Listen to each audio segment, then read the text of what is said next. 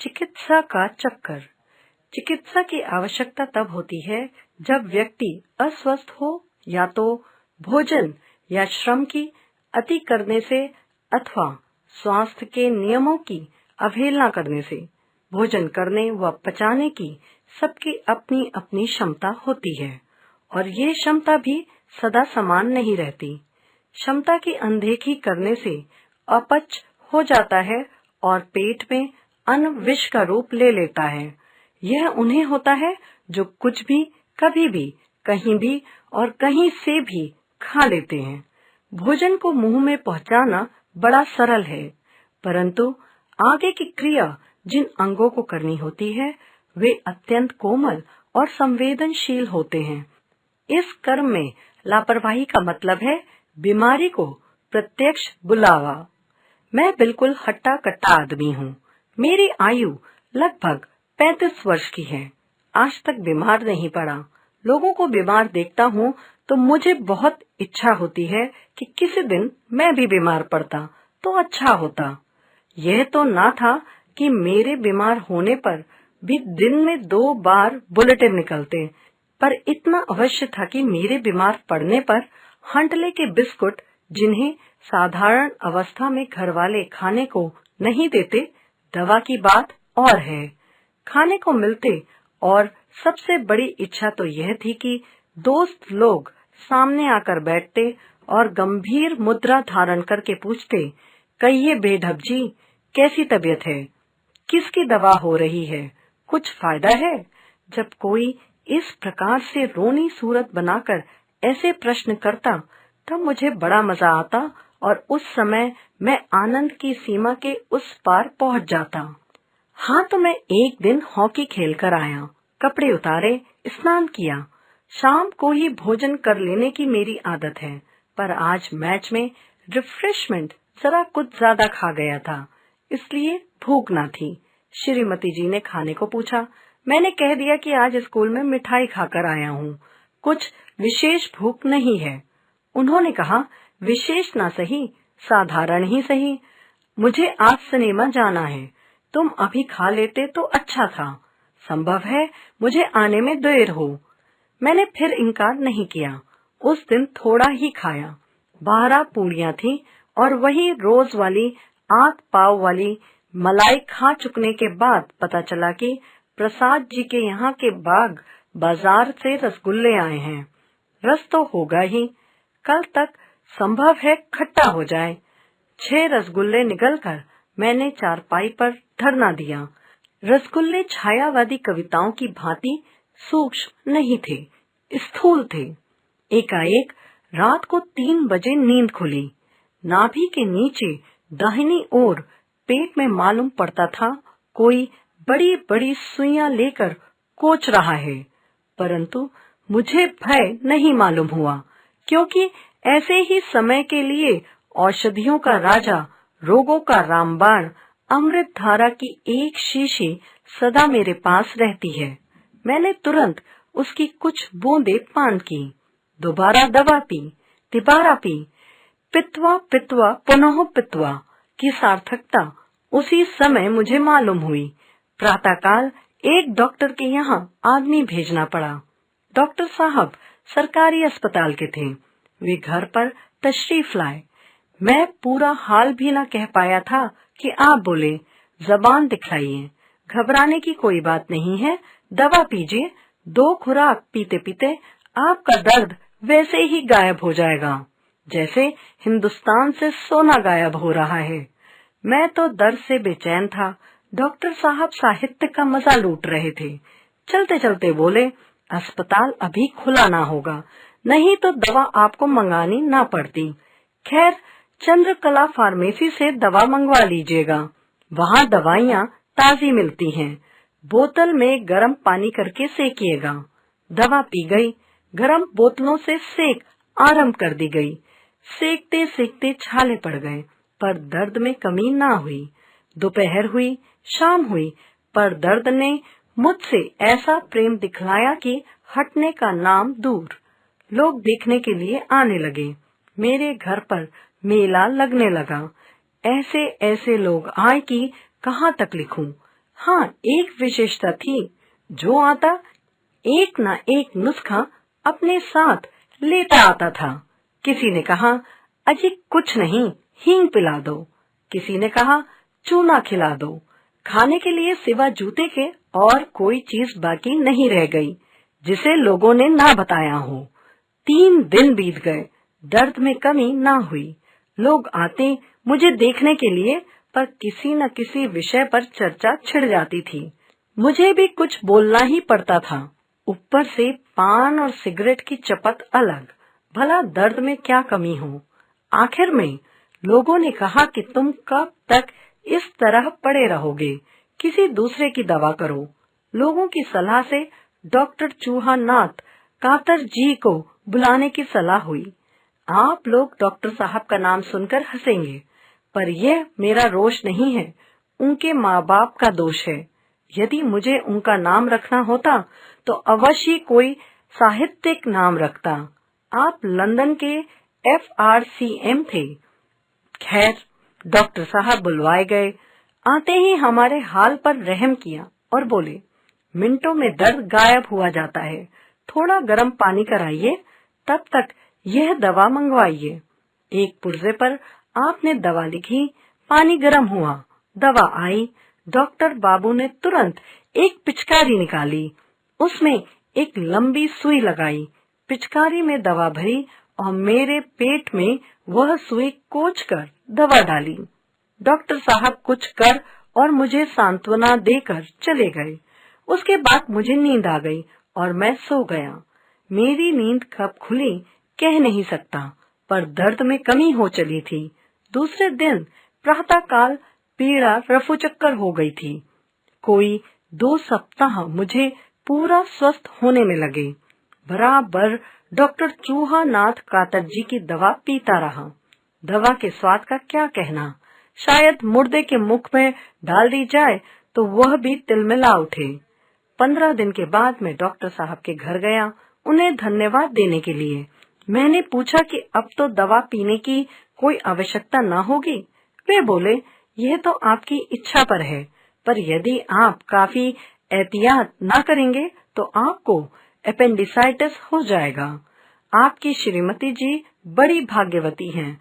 अगर 6 घंटे की देर और हो जाती तो उन्हें जिंदगी भर रोना पड़ता।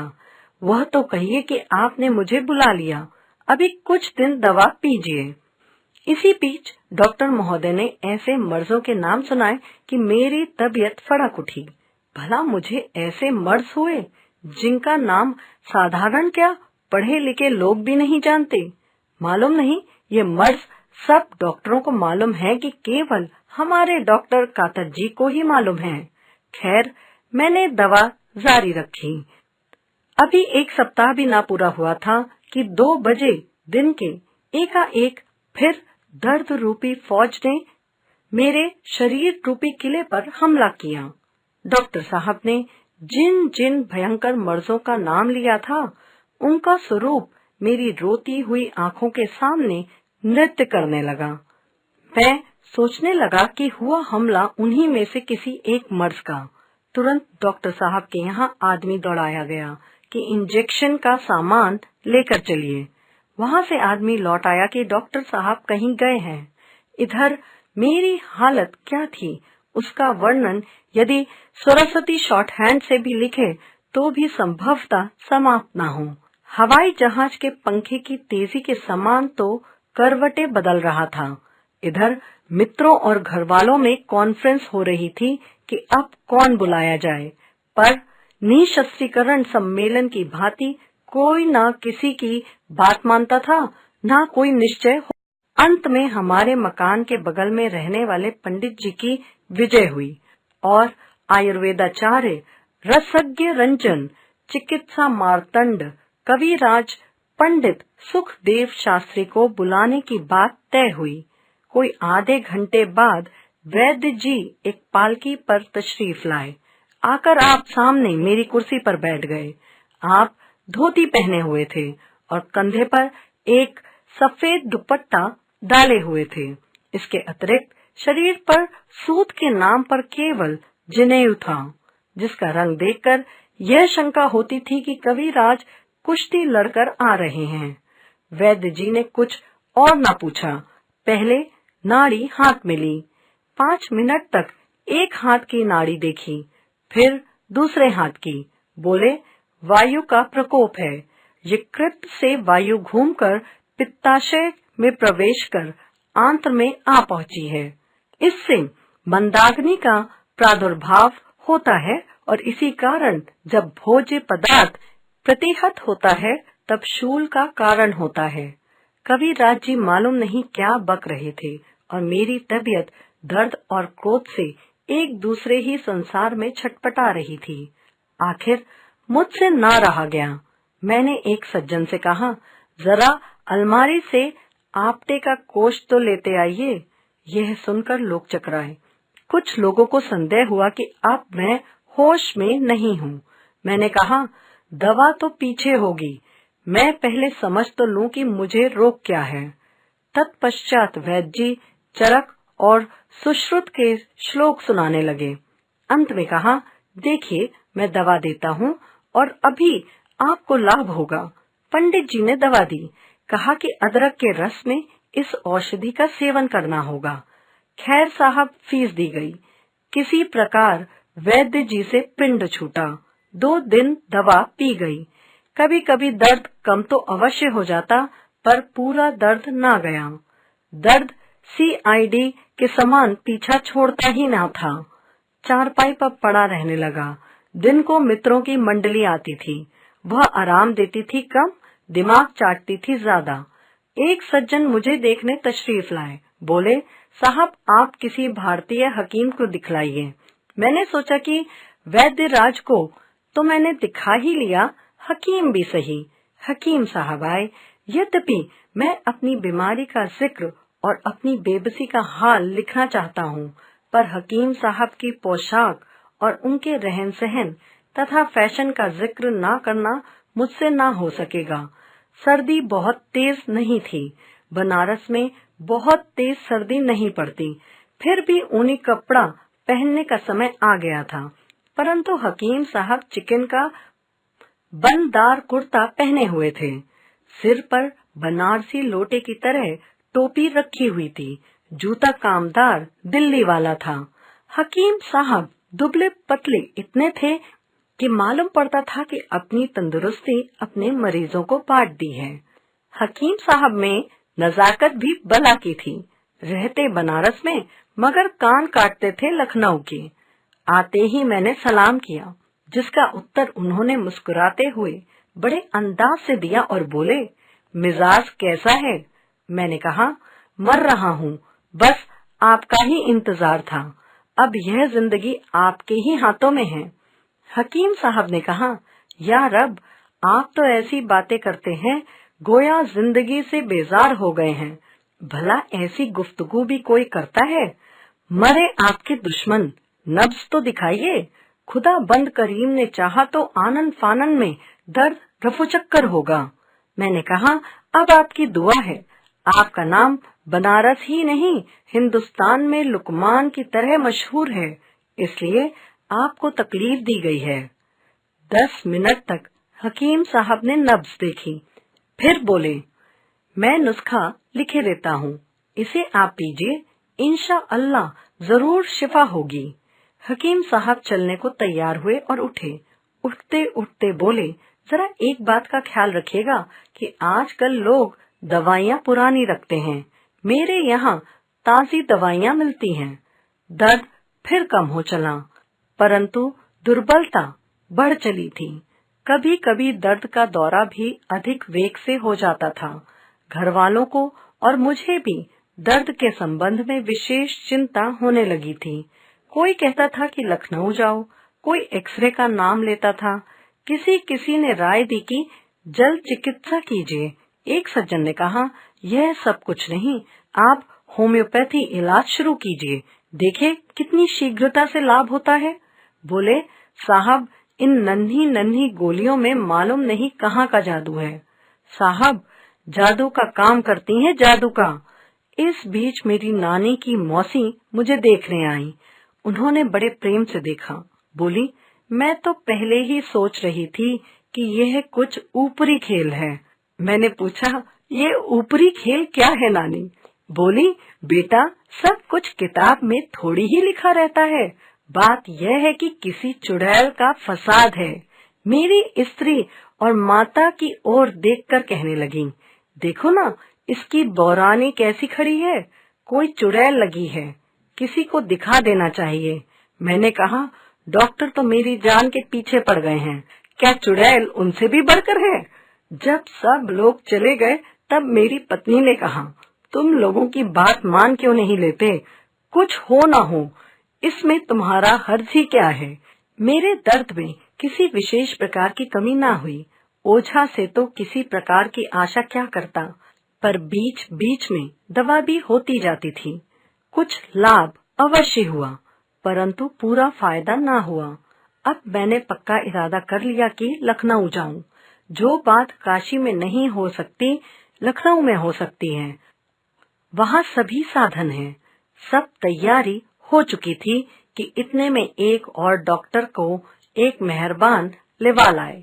उन्होंने देखा, कहा, जरा मुंह तो देखूं। मैंने कहा, मुंह, जीभ, जो चाहे देखिए। देखकर वे बड़े जोर से हंसे। फिर वे बोले, किसी डॉक्टर को ये सूझी नहीं, तुम्हें पायरिया है, उसी का जहर पेट में जा रहा है और सब फसाद पैदा कर रहा है। मैंने कहा, तब क्या करूं? डॉक्टर बोले, इसमें करना क्या है, किसी दंत चिकित्सक के यहाँ जाकर सब दांत निकलवा दीजिए। खैर, मैंने रात भर सोचा। मैंने भी निश्चय किया कि यही डॉक्टर ठीक कहते हैं। दंत चिकित्सक के यहाँ से पूछवाया। उसने जो खर्चा बताया उसे सुनकर पेट के दर्द के साथ सिर में भी चक्कर आने लगा। मगर मैंने सोचा, जान सलामत है तो सब कुछ है, इतना और खर्च करो। मैंने श्रीमती जी से रुपए मंगाए। उन्होंने पूछा, क्या होगा? मैंने सारा हाल कह दिया। वे बोली, तुम्हारी बुद्धि कहीं घास चरने गई है। आज कोई कहता है दांत उखड़वा लो, कल कोई कहेगा सारे बाल उखड़वा लो, परसों कोई डॉक्टर कहेगा नाक नुचवा डालो, आंखें निकलवा दो। ये सब फिजूल है। खाना ठिकाने से खाओ, 15 दिन में ठीक हो जाओगे। मैंने कहा, तुम्हें अपनी ही दवा करनी थी तो इतने रुपए क्यों बर्बाद? अंत में हमारे मकान के बगल में रहने वाले पंडित जी की विजय हुई और आयुर्वेदाचार्य, रसज्ञ रंजन, चिकित्सा मार्तंड, कविराज पंडित सुखदेव शास्त्री को बुलाने की बात तय हुई। कोई आधे घंटे बाद वैद्य जी एक पालकी पर तशरीफ लाए। आकर आप सामने मेरी कुर्सी पर बैठ गए। आप धोती पहने हुए थे और कंधे पर एक सफेद दुपट्टा डाले हुए थे। इसके अतिरिक्त शरीर पर सूत के नाम पर केवल जनेऊ था, जिसका रंग देखकर यह शंका होती थी कि कविराज कुश्ती लड़कर आ रहे हैं। वैद्य जी ने कुछ और न पूछा, पहले नाड़ी हाथ में ली। 5 मिनट तक एक हाथ की नाड़ी देखी, फिर दूसरे हाथ की। बोले, वायु का प्रकोप है। यकृत से वायु घूमकर पित्ताशय में प्रवेश कर आंत्र में आ पहुंची है। इससे मंदाग्नि का प्रादुर्भाव होता है और इसी कारण जब भोज्य पदार्थ प्रतिहत होता है तब शूल का कारण होता है। कविराज जी मालूम नहीं क्या बक रहे थे और मेरी तबीयत दर्द और क्रोध से एक दूसरे ही संसार में छटपटा रही थी। आखिर मुझसे ना रहा गया। मैंने एक सज्जन से कहा, जरा अलमारी से आपटे का कोष तो लेते आइए। यह सुनकर लोग चकराए। कुछ लोगों को संदेह हुआ कि अब मैं होश में नहीं हूँ। मैंने कहा, दवा तो पीछे होगी, मैं पहले समझ तो लूं कि मुझे रोग क्या है। तत्पश्चात वैद्य जी चरक और सुश्रुत के श्लोक सुनाने लगे। अंत में कहा, देखिए मैं दवा देता हूँ और अभी आपको लाभ होगा। पंडित जी ने दवा दी, कहा कि अदरक के रस में इस औषधि का सेवन करना होगा। खैर साहब, फीस दी गई। किसी प्रकार वैद्य जी से पिंड छूटा। 2 दिन दवा पी गई। कभी कभी दर्द कम तो अवश्य हो जाता, पर पूरा दर्द ना गया। दर्द CID के समान पीछा छोड़ता ही ना था। चारपाई पर पड़ा रहने लगा। दिन को मित्रों की मंडली आती थी। वह आराम देती थी कम, दिमाग चाटती थी ज्यादा। एक सज्जन मुझे देखने तशरीफ लाए। बोले, साहब आप किसी भारतीय हकीम को दिखलाइए। मैंने सोचा कि वैद्य राज को तो मैंने दिखा ही लिया, हकीम भी सही। हकीम साहब आए। यद्यपि मैं अपनी बीमारी का जिक्र और अपनी बेबसी का हाल लिखना चाहता हूँ, पर हकीम साहब की पोशाक और उनके रहन सहन तथा फैशन का जिक्र ना करना मुझसे ना हो सकेगा। सर्दी बहुत तेज नहीं थी। बनारस में बहुत तेज सर्दी नहीं पड़ती। फिर भी ऊनी कपड़ा पहनने का समय आ गया था। परंतु हकीम साहब चिकन का बनदार कुर्ता पहने हुए थे। सिर पर बनारसी लोटे की तरह टोपी रखी हुई थी। जूता कामदार दिल्ली वाला था। हकीम साहब दुबले पतले इतने थे कि मालूम पड़ता था कि अपनी तंदुरुस्ती अपने मरीजों को बांट दी है। हकीम साहब में नजाकत भी बला की थी। रहते बनारस में मगर कान काटते थे लखनऊ के। आते ही मैंने सलाम किया, जिसका उत्तर उन्होंने मुस्कुराते हुए बड़े अंदाज से दिया और बोले, मिजाज कैसा है? मैंने कहा, मर रहा हूँ, बस आपका ही इंतजार था। अब यह जिंदगी आपके ही हाथों में है। हकीम साहब ने कहा, या रब, आप तो ऐसी बातें करते हैं गोया जिंदगी से बेजार हो गए हैं। भला ऐसी गुफ्तगू भी कोई करता है? मरे आपके दुश्मन, नब्ज तो दिखाइए। खुदा बंद करीम ने चाहा तो आनन फानन में दर्द रफू चक्कर होगा। मैंने कहा, अब आपकी दुआ है। आपका नाम बनारस ही नहीं हिंदुस्तान में लुकमान की तरह मशहूर है, इसलिए आपको तकलीफ दी गई है। 10 मिनट तक हकीम साहब ने नब्ज देखी, फिर बोले, मैं नुस्खा लिखे देता हूँ, इसे आप पीजिए, इंशाअल्लाह जरूर शिफा होगी। हकीम साहब चलने को तैयार हुए और उठे। उठते उठते बोले, जरा एक बात का ख्याल रखिएगा कि आजकल लोग दवाइयाँ पुरानी रखते हैं। मेरे यहाँ ताजी दवाइयाँ मिलती हैं। दर्द फिर कम हो चला, परंतु दुर्बलता बढ़ चली थी। कभी कभी दर्द का दौरा भी अधिक वेग से हो जाता था। घर वालों को और मुझे भी दर्द के संबंध में विशेष चिंता होने लगी थी। कोई कहता था कि लखनऊ जाओ, कोई एक्सरे का नाम लेता था। किसी ने राय दी कि जल्द चिकित्सा कीजिए। एक सज्जन ने कहा, यह सब कुछ नहीं, आप होम्योपैथी इलाज शुरू कीजिए, देखे कितनी शीघ्रता से लाभ होता है। बोले, साहब इन नन्ही नन्ही गोलियों में मालूम नहीं कहाँ का जादू है। साहब जादू का काम करती हैं, जादू का। इस बीच मेरी नानी की मौसी मुझे देखने आई। उन्होंने बड़े प्रेम से देखा। बोली, मैं तो पहले ही सोच रही थी कि यह कुछ ऊपरी खेल है। मैंने पूछा, ये ऊपरी खेल क्या है नानी? बोली, बेटा सब कुछ किताब में थोड़ी ही लिखा रहता है। बात यह है कि